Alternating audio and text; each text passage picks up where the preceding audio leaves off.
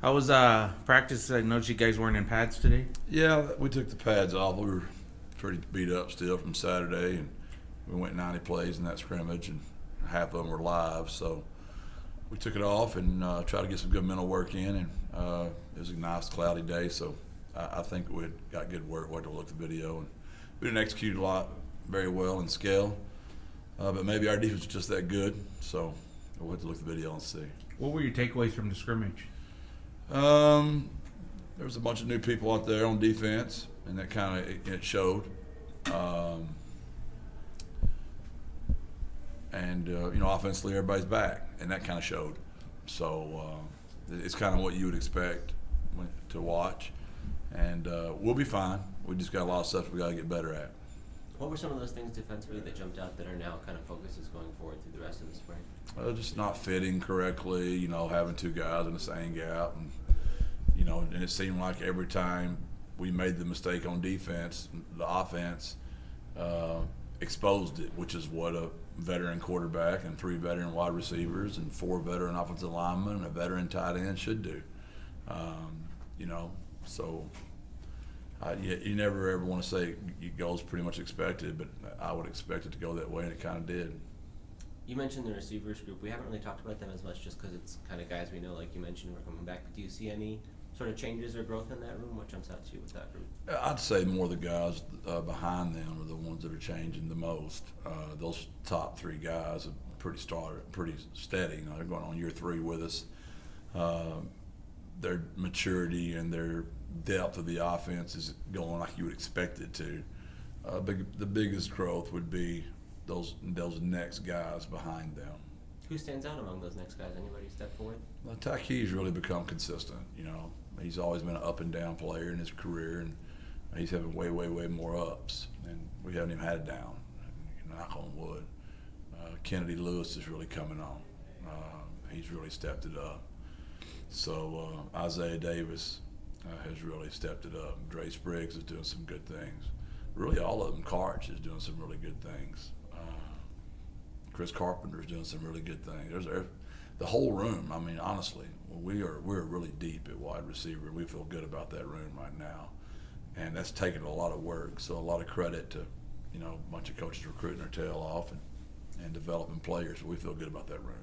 Jeff, how's Eddie Lee looking so far this spring? He can throw it around. He's a good ball player, but Cam's really coming on too. He's one that's really stepped up, and those guys are in a heck of a battle for that backup spot right now. Is the spring ever, Coach, a grind at all? Like you sense it or notice it compared to the daily grind in the fall? Or do they hit a brick wall, or is it a different sense than what you'll deal with after the summer? The hardest part, it's a lot like fall camp. You go so long going against each other. It's just difficult because there's no game. It's really how do you handle boredom, because it's just you're practicing. And even in the spring, you still don't play. I think it's 150-something more days till we play Houston. So that's the hardest part, and the defense is I think who has the hardest job, because they've got to get better, and we're always on their tail about being physical, but then we're telling them don't hurt the offense. So that's just a hard way to practice. So those kind of things are just the struggles of spring ball. But that's a real thing, dealing with that.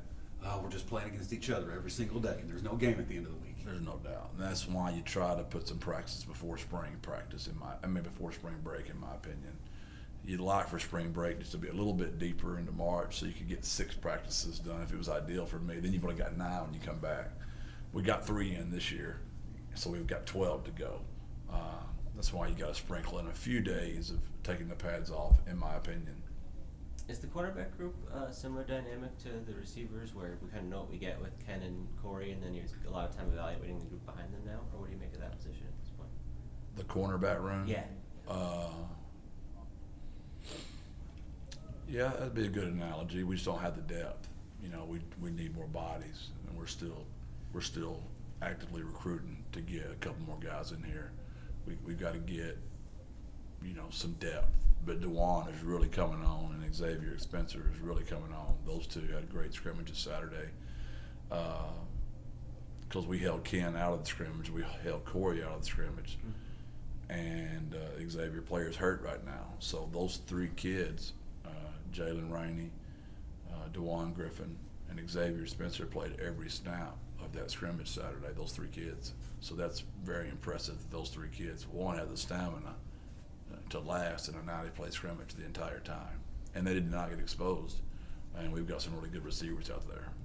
What's DeJuan's development been like over the last couple of years, given that he's a guy kind of changing positions and getting his feet wet there? It's like Tariq, you know, in the sense that he was a receiver his whole life, and then he got moved, and it's starting to click for him right now. He's just put together a lot of good days in a row, and we're really excited for DeJuan's, future growth. We see consistency, and him just putting in his work, time on task, just all those things that the old 10,000-hour rule, the thing y'all hear me talk about all the time, but it's just you got to go out there and do it. Are there some areas or skills of the position that came along quicker than others when you're making a transition for him specifically? He's unbelievable playing the ball and catching the ball because he's a receiver. He was a little different than Tariq. DeJuan can catch. He's got great hands. When you high point of football, he's going to go up and get that sucker. And when he gets it, he might score. So if he ever does pick off one, y'all better hold on because he can really roll. It's just the technique stuff. It's the small, playing the divide, it's press technique, noticing receiver splits, down in distance, just playing. The things that seem so simple when you're up in the press box or having a bag of popcorn watching a ball game. It's a lot harder when you're out there on the field, and those little bitty things are just starting to catch, slow down for him. What about the tackling and the physicality part, being that that's kind of a departure from? He actually missed the very first tackle of the scrimmage Saturday, but he didn't miss another one. He went in there from then on and did a really good job. And we don't tackle live very much around here, so we did Saturday, and we got exposed a little bit, but we tackle differently. We don't tackle like a lot of teams do. We have a certain style and philosophy we adhere to. So we're big hitters, and we hit a lot. I don't know if we tackle very much. Thanks. Appreciate it.